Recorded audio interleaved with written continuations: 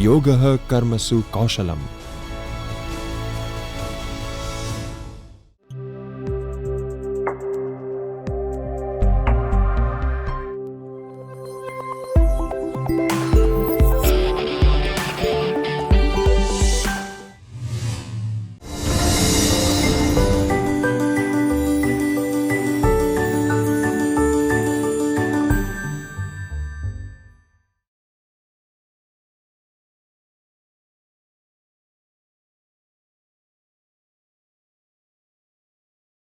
In this section, we will first take a look at the types of group discussions. Knowing these types will assist us in preparing our students in a better way. Broadly, group discussions can be divided into two categories. First is the topic-based group discussion, and second, case-based group discussion, topic-based group discussions. In this type of discussion, the topics are given to a group in the form of a question or an idea. By the end of the discussion, the participants are required to either evolve a consensus on the issue or find out a solution to the problem that is identified by the group. Topics can be further subcategorized into three: current or factual, argumentative topics, and abstract topics. Let us first take a look at the current topics or the factual topics. These current topics are based on current issues and factual issues about practical things which an ordinary person is aware of his or her day-to-day life and are impersonal in nature. A factual topic for group discussion gives candidates a chance to prove that they are aware and are sensitive to the surroundings. Current topics can range from social, political, economic, environmental, legal, and international front. These topics may be in the news or unbound by time. Here, the moderator is looking for knowledge, creative abilities, general awareness, and reasoning ability. Some examples can be the New Age India, Article 370 and its impact, education for all, or tourism in India.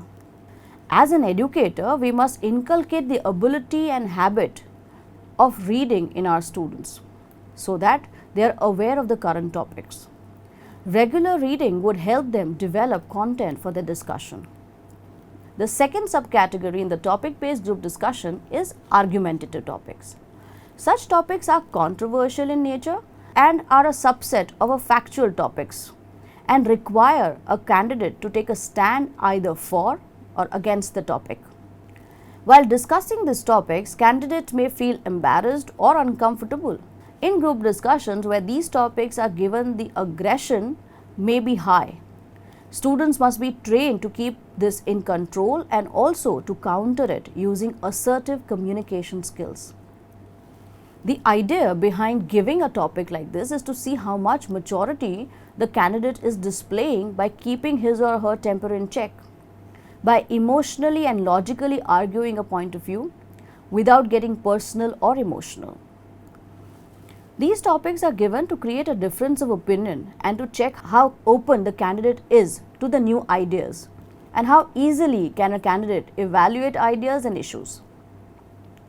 Logical flow to argument while putting point forward, analytical skills, ability to influence a group behavior, resolving conflicting situations are crucial checkpoints in these discussions.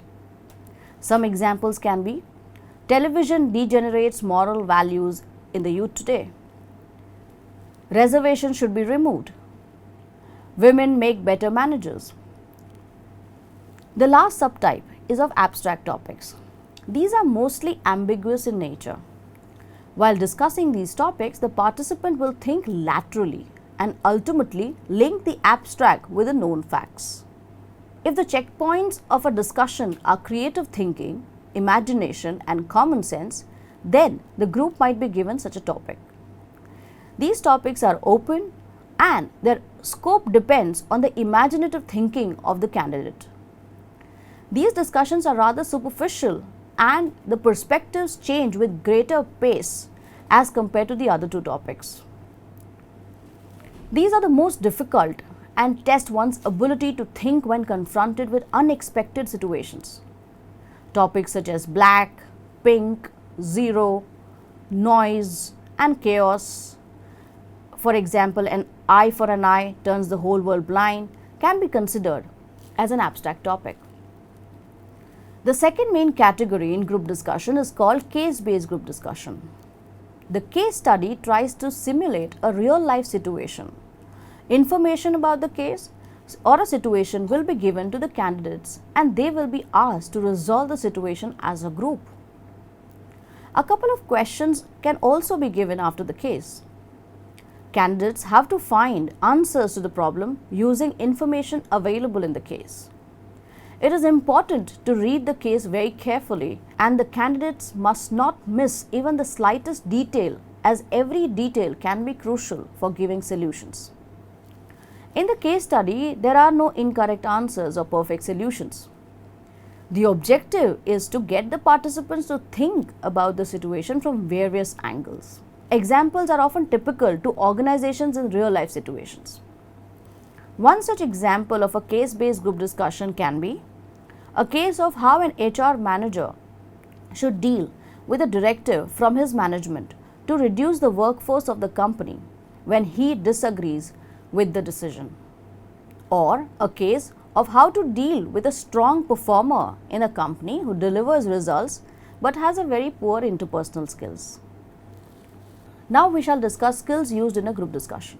Primarily, there are 13 skills that are used by participants which needs to be accessed by the participants for acing group discussions. These are ability to work in a team, communication skills, innovation and creativity and lateral thinking, flexibility, reasoning, ability to influence, leadership and assertion, group behavior, knowledge, presentation skills, initiation, body language, and finally cooperation. Each of these will be discussed in detail further. First point, teamwork. Being a team player is one of the most important traits that candidates are expected to exhibit in group discussion. Yet, many participants in a group discussion get it completely wrong. They try to overtly project themselves at the expense of their peers. They attempt to win by making others lose. They feel that the moderator must see them and not their peers as the key contributor. When others waver, they look the other way rather than coming to their support.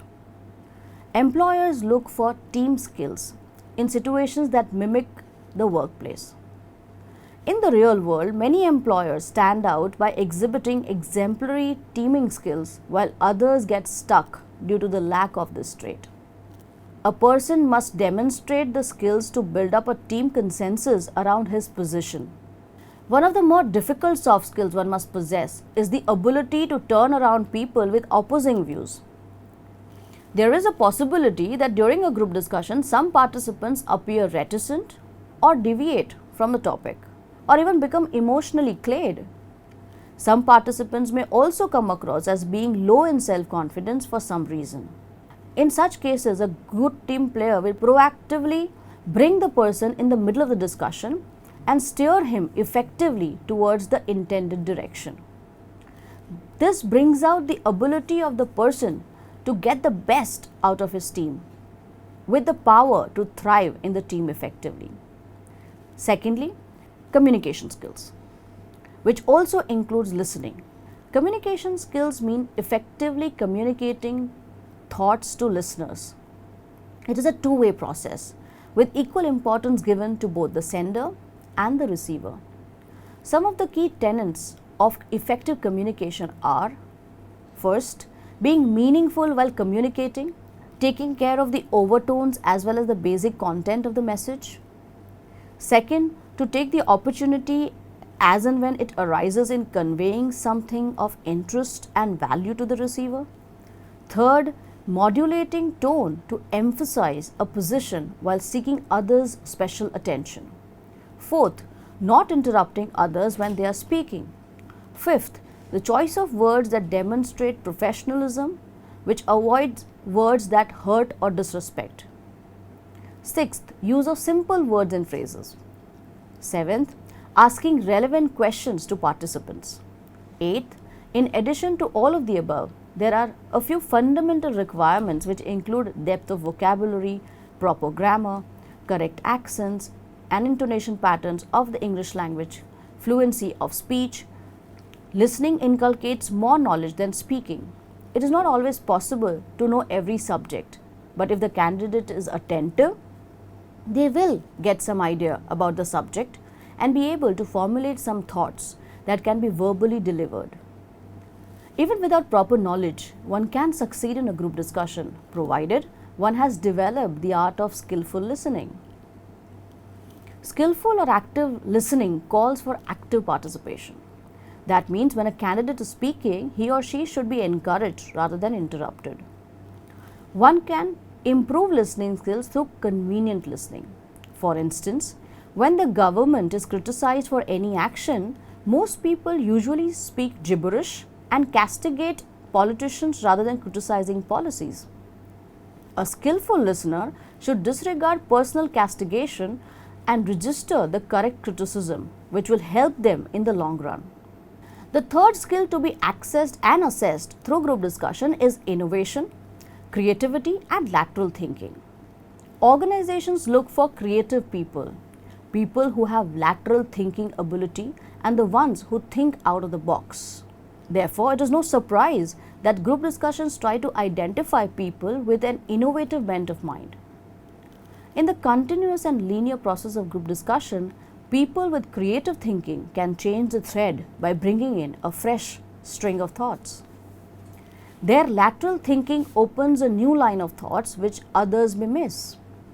Their views are often greeted with a mixed response, with some being highly appreciative and others being completely dismissive.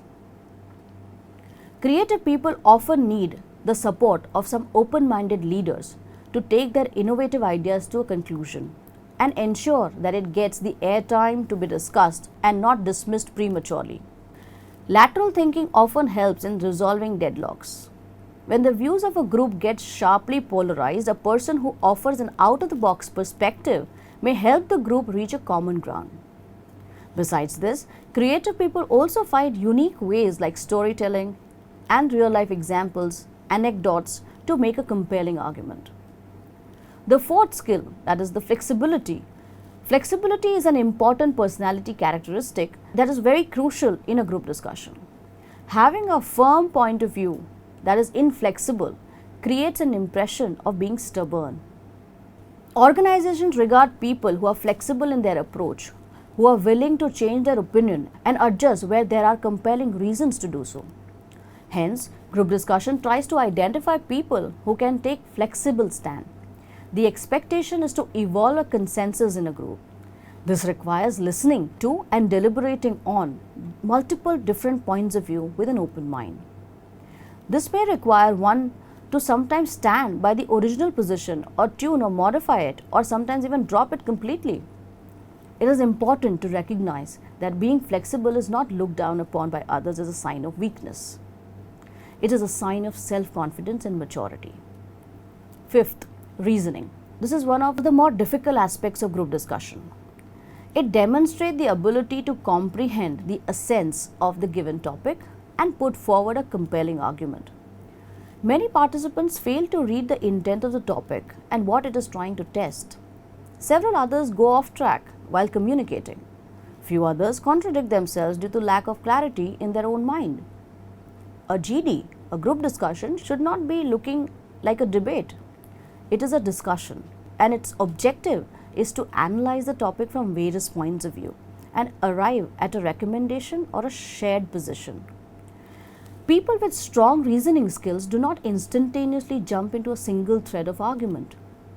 They mentally map the theme from multiple lenses and look at it from different perspectives to avoid the trap of missing different perspectives. Sixth, the ability to influence is a key skill employed in group discussions. Since there is no appointed leader in a group discussion, influencing skills may play a vital role. In many real-life situations, one does not have direct authority over others, yet has to get things done through his influence. During a GD, the ability to steer others towards one point of view is a valuable skill. Typically, each of the views articulated stand in isolation. Very few participants build their ideas on top of another. They have their own line of thought. Hence, the ideas from group come across as disjoint and unrelated to one another. This provides an opportunity for those with sharp influencing skills to take charge. These individuals set the context of the discussion either in the opening or in the early stage. Their objective is to get as many people veer around their point of view and minimize dissent. Seventh, leadership and assertiveness. A group discussion brings out one or a few leaders in a very natural manner. These leaders are not usually appointed prior to a GD. They emerge from it. Leaders show empathy towards others. In a way, they listen to others and resolve conflicts. When discussions get into a deadlock due to a polarized opinion, leaders find a common ground to come out of such situations. They steer the discussion towards the path that the team collectively agrees with. They support others where needed and are not biased by their assessment. Leaders are assertive.